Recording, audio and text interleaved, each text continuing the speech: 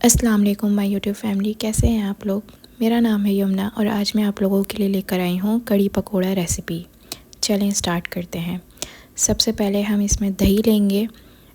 دہی میں اس میں آدھا کلو لے رہی ہوں۔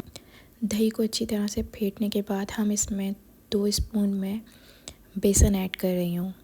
اس کو اچھی طرح سے ہم پھیٹ لیں گے تاکہ اس میں کوئی بھی لمس نہ رہیں۔ دیکھیں کتنی اچھی طرح سے اس کو میں مکس کر رہی ہوں۔ یہ بالکل اب کریمی ٹیکسچر میں ہو چکا ہے۔ اتنا آپ کو اس کو پھیٹنا ہے۔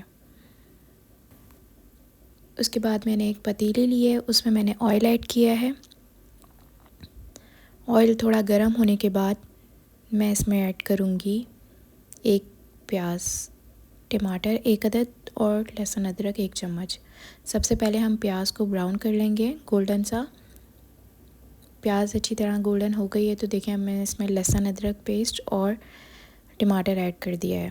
اس کے بعد میں نے 1 اسپون لال پسی ہوئے مرچ، آدھا چمچ ہلدی، آدھا چمچ پسا ہوا دھنیا اور 2 پنچ کے برابر لال کٹی ہوئی مرچ ایڈ کر دینی ہے، آدھا چمچ نمک، اور اس سب کو مکس کر لینا ہے۔ اس مسالے کو ہمیں بہت اچھی طریقے سے بھوننا ہے تاکہ بالکل سب اس میں گھل جائے۔ اس کے بعد جو ہم نے یہ پیسٹ بنایا تھا دہی کا اور بیسن کا، یہ ہم اس میں ایڈ کر دیں گے۔ اس کے بعد میں اس کو چلاؤں گی۔ یہ بہت تھک سا پیسٹ بن گیا ہے۔ اب اس میں ہم 1 گلاس پانی ایڈ کریں گے اور اس کو چلائیں گے۔ اس کے بعد اس میں 1 گلاس اور پانی ایڈ کر کے میں نے اس کو پکنے کے لیے چھوڑ دیا تھا۔ یہ تقریباً ہم 1 گھنٹہ اسے پکائیں گے جب تک ہم تیار کرتے ہیں۔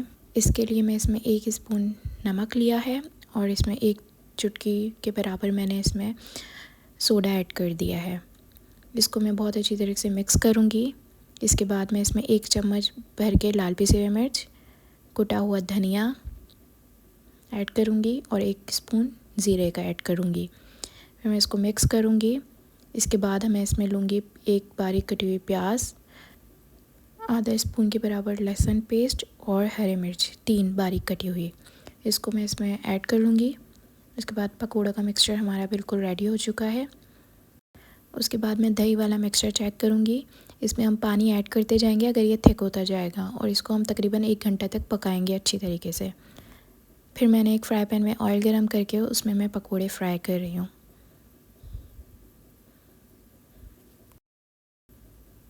جب تک یہ پکوڑے فرائی ہو رہے ہیں، اچھا کڑی کے مکسچر کو ہم جتنا پکائیں گے اتنا اچھا اس میں ٹیسٹ آئے گا، تو ہمیں اس کو اچھی طریقے سے ڈھک کے پکانا ہے۔